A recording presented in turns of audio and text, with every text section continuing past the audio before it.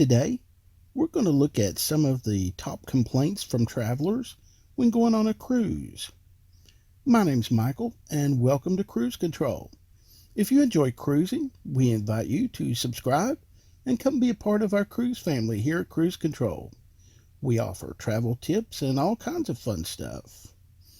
All right, well, these are in no particular order. The first four are going to address crowded situations on a cruise ship.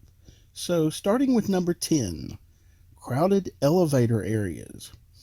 Oh boy, this is something that most all of us have experienced more than once. Dinner time, getting back on the ship when you're ported. Yeah, it can be a bit frustrating. So, what's the workaround on this one? Well, actually, some of the newer ships are experimenting with some new technology that seems to be working rather well. Okay, so you have a crowd of people and 4 elevators. With the new technology, you punch the button and tell it which floor you're going to. Each elevator goes to certain decks so that not every elevator is going to stop on every deck. It does seem to be much faster, and you don't have Mabel's elbow in your chest. Another trick you may want to try is try going up a flight of stairs or down one flight of stairs and then maybe walk down the hall to the next set of elevators. Hey, it works for me. Okay, number 9. Trying to find a deck chair to soak up some sun. Yeah, people get these quick and they get greedy too. My advice here, well, the early bird does get the worm. Bring your breakfast with you if you have to. Also, around the pool isn't the only place that has deck chairs. Does the ship have another pool? Some of the larger ships have chairs on many different decks. Hey, scout it out the night before and have a plan. Number 8. Standing in line for everything. Whether it's a food buffet or an activity, during peak hours, it's going to mean more people. Here again, be early, or if it's something that you can make a reservation for ahead, by all means do so. As for the breakfast buffets, I'll head to the dining room. It's just so much easier. Now, if I'm going to the buffets for dinner rather than the dining room, then I most likely am going to go a little bit later. Number 7. Debarkation. This is another one that we all know pretty well. Some cruise lines offer express debarkation, checked luggage debarkation, but all in all, there always seems to be a wait. Now, I've heard that MSC Cruise Line actually has this one down almost to an art.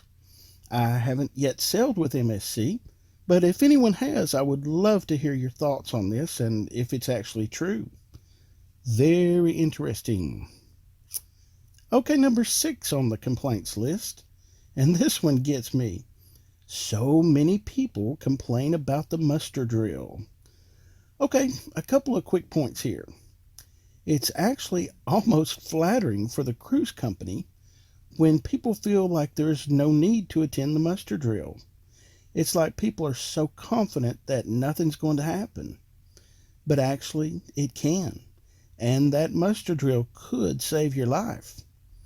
Also, some people will say, I've been on 15 cruises now and I know this stuff already. Well, I know the feeling, but it is mandatory. If someone is not there, they will wait or even go find them before they will start the drill. Now, here's the perfect muster drill scenario, and that would be that everyone shows up quickly because we all know we have to be there. They go ahead and get through it, it's over, and then we're free to go start enjoying our cruise. Okay, number 5. Shore excursions are sold out. Son of a... Well, don't let this be the end of the story for you, or even get you discouraged for that matter, because I want to tell you something. At most ports of destination, there are some other great excursions once you get off the ship that are available to you. In fact, some of these excursions are even better and sometimes less expensive. Also, you may find some excursions that the cruise line doesn't even offer. This is something that you can research before your cruise. Check reviews and see what other people have to say about their experience. Many times, short excursions through the cruise line do book very quickly, but it does not mean you can't still book something on your own. Just use good judgment and again, do your homework ahead of time. Number 4, it's too noisy. Okay, if you're looking for some peace and quiet, there are several options here on most any ship. Have you found the Serenity deck or the quiet area of the ship? Many ships have a library or even a library bar. But what about a noisy stateroom?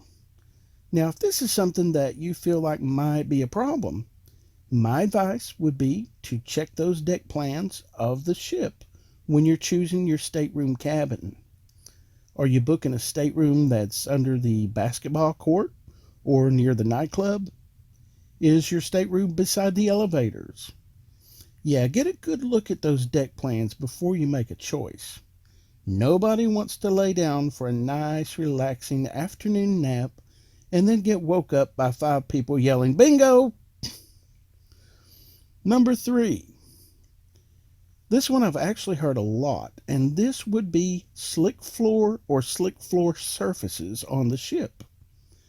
Now, of course, most of the outdoor deck areas of the ship have slip-resistant flooring, and most of the interior of the ship is carpeted.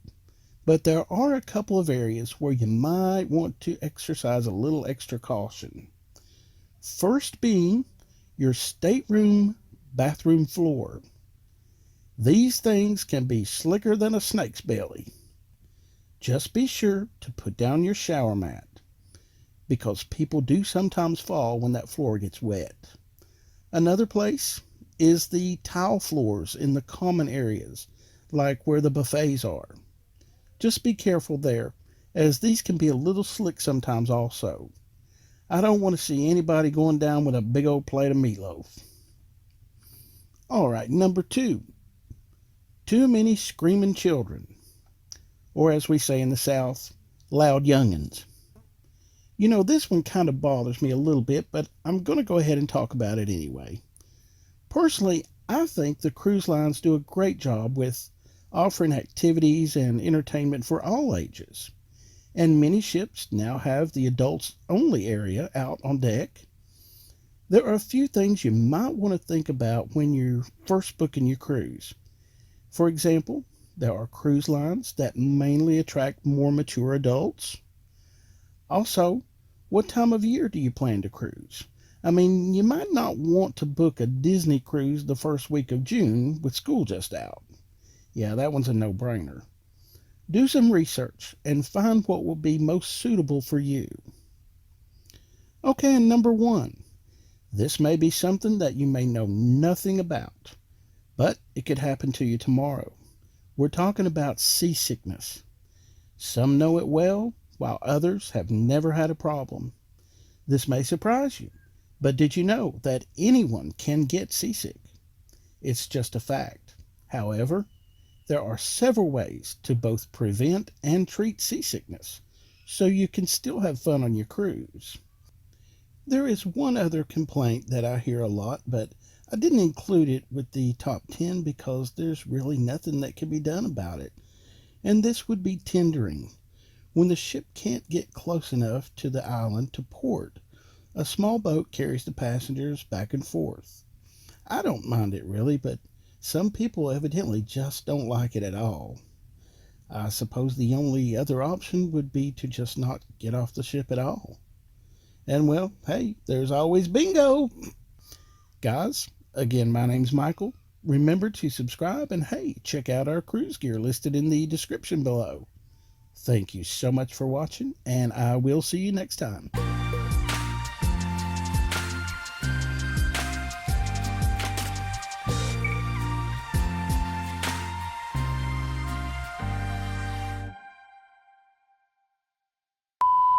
Many times, shore excursions through the many times, shore excursions through the cruise. Many times, shore excursions through the son of a many times shore excursions through the cruise line do book very quickly. Bingo!